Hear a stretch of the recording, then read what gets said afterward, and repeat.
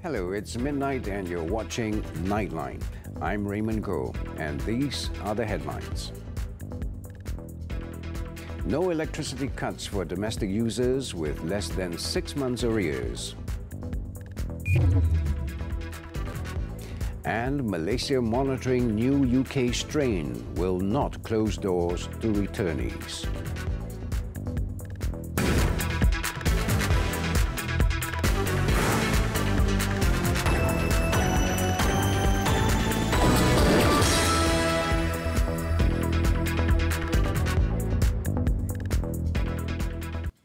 Good morning.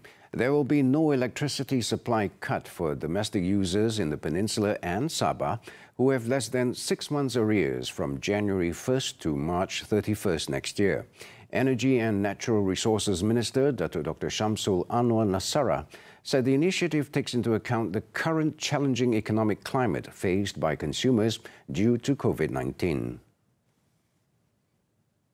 Kategori pengguna ini akan diberi kemudahan untuk membuat pembayaran secara ansuran selama 6 bulan mulai 1 Januari hingga 30 Jun 2021. Walau bagaimanapun, pengguna lain boleh berunding dengan Tenaga Nasional Berhad dan SSB untuk membuat pembayaran secara ansuran bagi mengelakkan pemotongan bakal elektrik.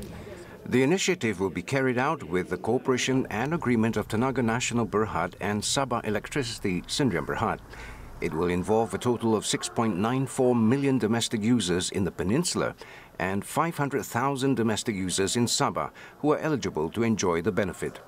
Commenting further, he said as of October 31st, a total of 7.66 million domestic consumers in the peninsula have enjoyed the benefits of electricity bill discounts under the Prihatin Rakyat Economic Stimulus Package Prihatin, in addition to the Bantuan Prihatin Electric BPE, with an allocation of 1.9 million ringgit. Meanwhile, Dr. Shamsul Anwar also revealed that the new electricity tariff for industrial and domestic consumers will be announced this week. Kita akan umumkan dalam minggu ini. Dalam minggu ini? Betul. Minggu ini. Tunggu dulu. In June, the minister said the government has given the assurance that interests of the people would always be prioritized in its effort to review the electricity tariff. The Energy Commission is expected to make the announcement on the tariff for the January to June 2021 period upon approval from the Cabinet. In September, TNB was reported to have projected slightly lower electricity tariff next year, following the reduction in the current cost of production of coal and gas. Returnees from the United Kingdom will be allowed entry into Malaysia even after a new and highly infectious COVID-19 strain emerged there. Health Director General Tan Sri Dr. Noor Hisham Abdullah said travellers from Britain will continue to undergo a 10-day quarantine period on arrival, but surveillance will be stepped up. Suggestion from MH to so far we are watching closely because infectivity, now the infectivity is most important is that you contain those are coming back. So if you are if you test them, they are negative, make sure that you quarantine them for 10 days at least. So we have actually cut down, shortened from 14 days to 10 days. So we look into the data, it shows that on the 10th day you should be able to detect. So and probably 99.9% that you can detect the virus by then. Tan Sri Dr. Noor Hisham said this on Monday in response to reports of a mutated and more infectious strain of the virus in the UK. Meanwhile, a total of 2,018 new COVID-19 cases were recorded on Monday, the third highest number recorded in the country so far. Tan Sri Dr. Noor Hisham said the country also recorded one fatality, bringing the death toll to 438. Negeri Selangor kekal melaporkan kes harian baru tertinggi iaitu sebanyak 1,204 kes bersama dengan 59.7%. Daripada jumlah ini, sebanyak 1,115 kes iaitu 92.6% adalah daripada kluster-kluster dan saringan kontak rapat COVID-19 yang aktif dijalankan di lapangan. 8 new COVID-19 clusters were detected on Monday in Selangor, Kuala Lumpur, Pulau Pinang, Putrajaya and Labuan. An additional 1,084 patients have also recovered, bringing total recoveries to 78,393.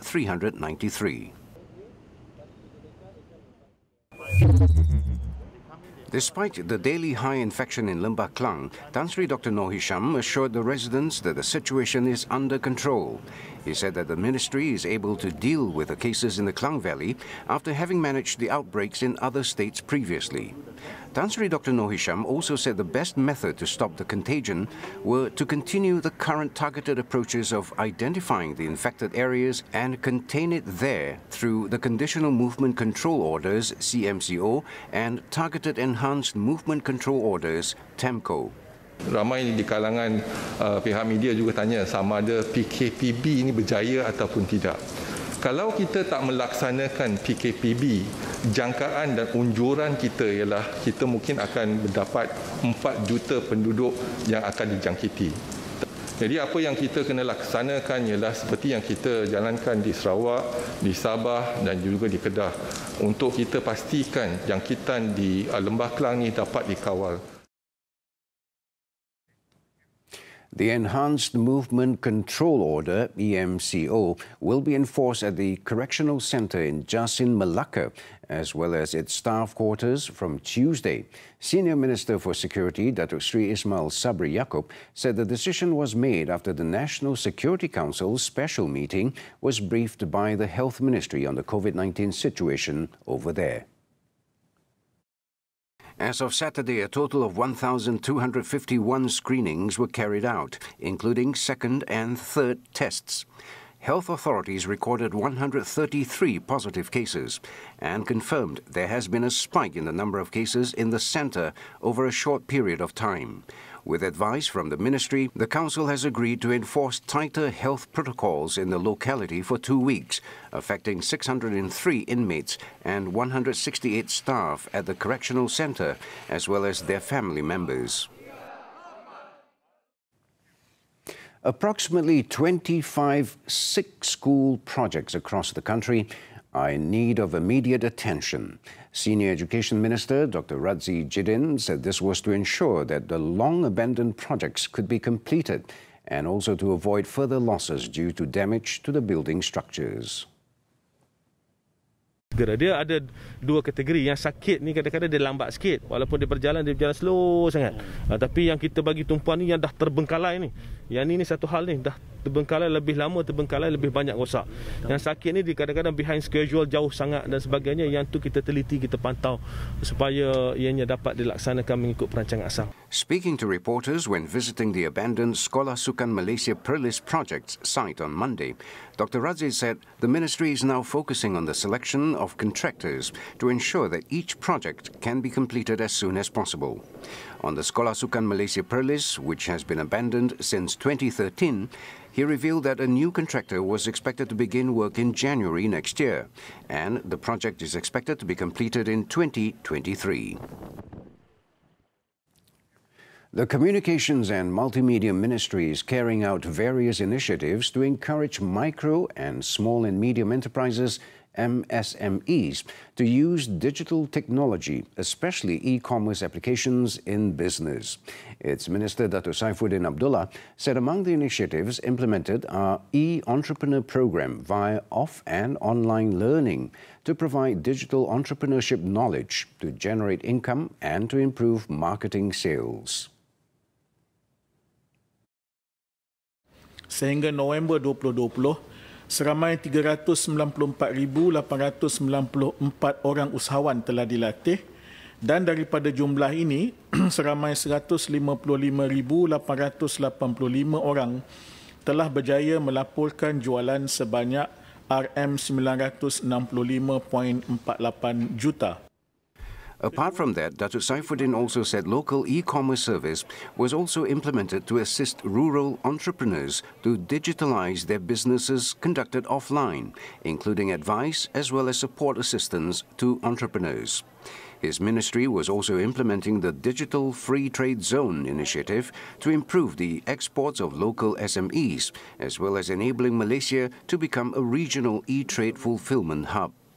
There are now more than 20,000 local SMEs registered with the program to place their products on regional and global virtual market platforms. So it's like an e-store.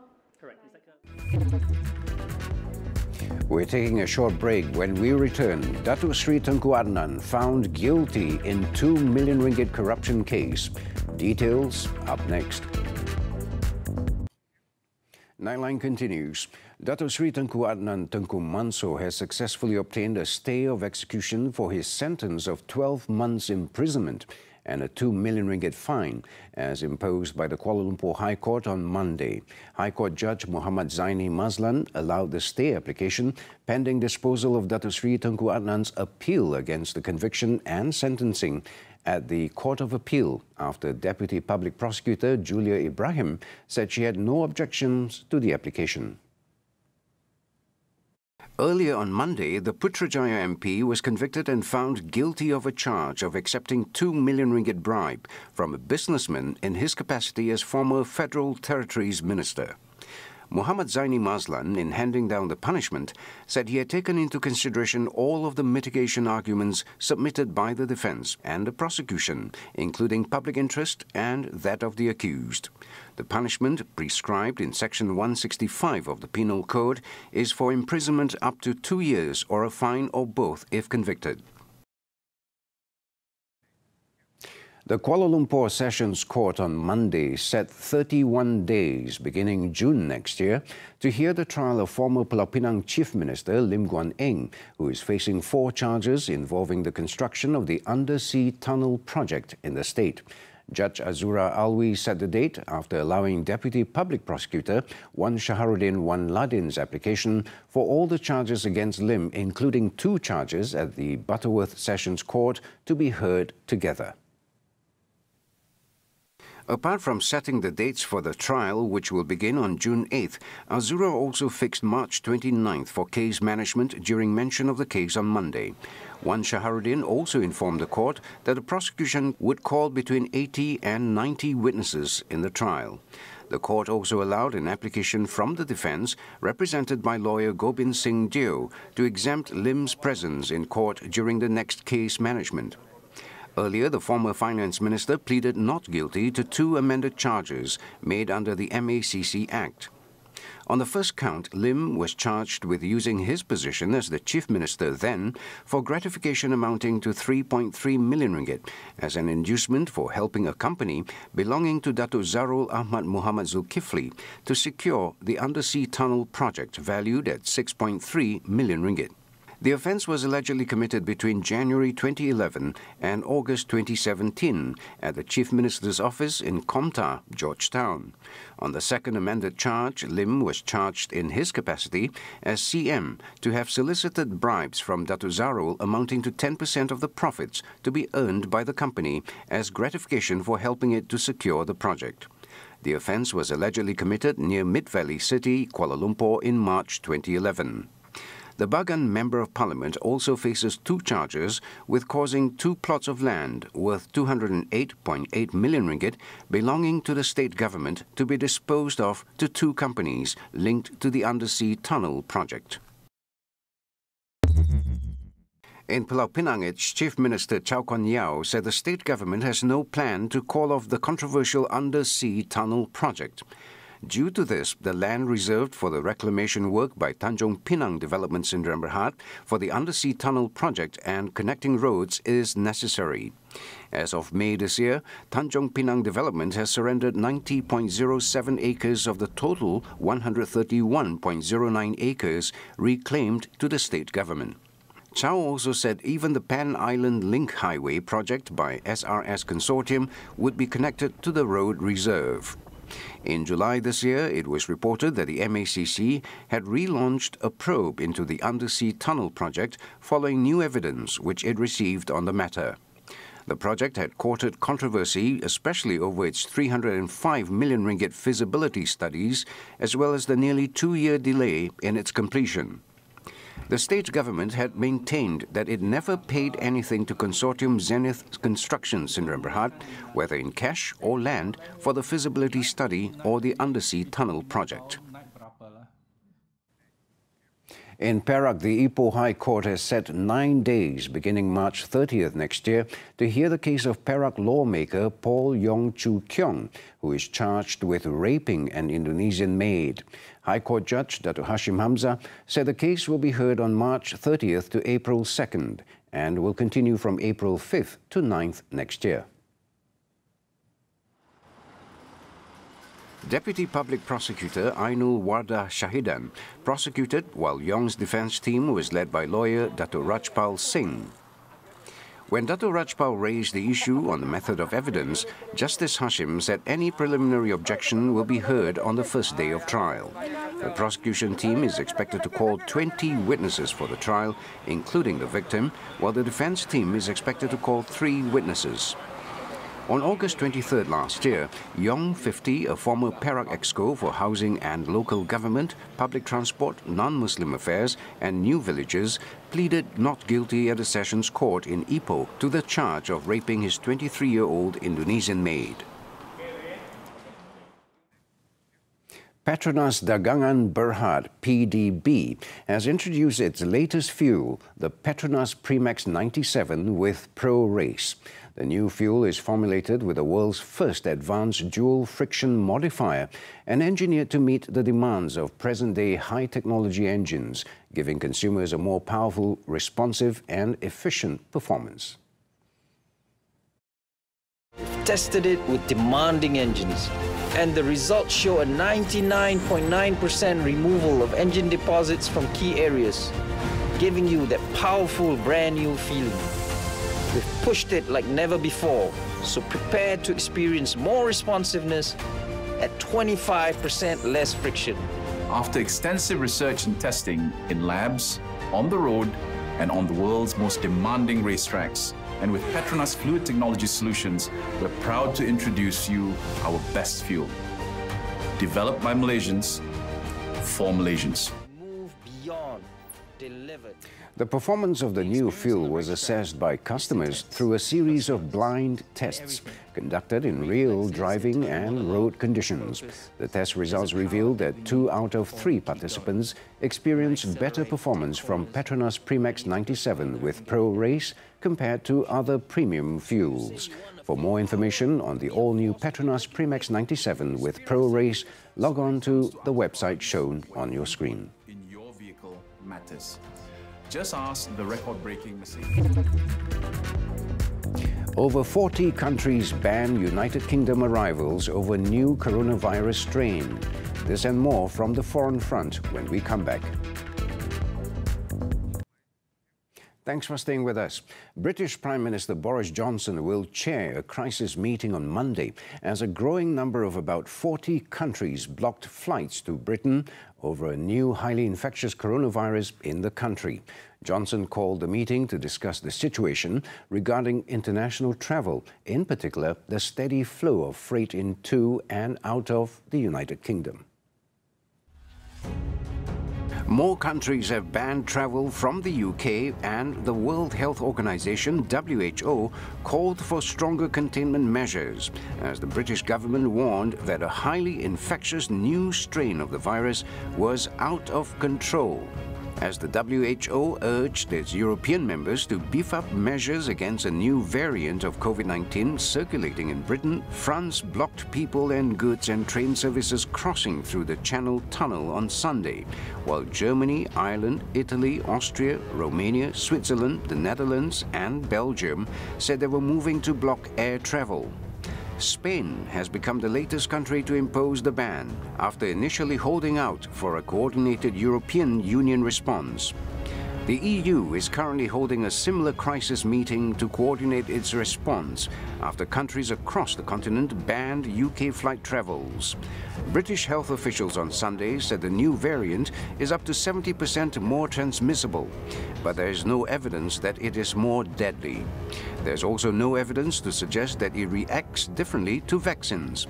Similar variants of the virus appear to have emerged separately elsewhere in countries like Denmark, Italy, and the Netherlands. COVID-19 cases in the UK rose by 35,928 on Sunday, while a further 326 people died within 28 days of testing positive, bringing the nation's total to 67,401. Japan's cabinet approved on Monday a record $1.03 trillion budget draft for the next fiscal year, starting in April 2021, as the coronavirus and stimulus spending put pressure on already dire public finances. It marked a 4% rise from this year's initial level and up for 9 years in a row, with new debt worth 43.6 trillion yen, making up 40.9% of revenue. Fiscal reform has been shelved in Japan as Prime Minister Yoshihide Suga prioritized efforts to contain the pandemic and boost growth to shore up tax revenue. The spending plan must be approved by Parliament next year. It will be rolled out along with a third extra budget for this fiscal year as a combined 15-month budget aimed for seamless spending to ease the virus pain and back Suga's goal of achieving carbon neutrality and digital transformation.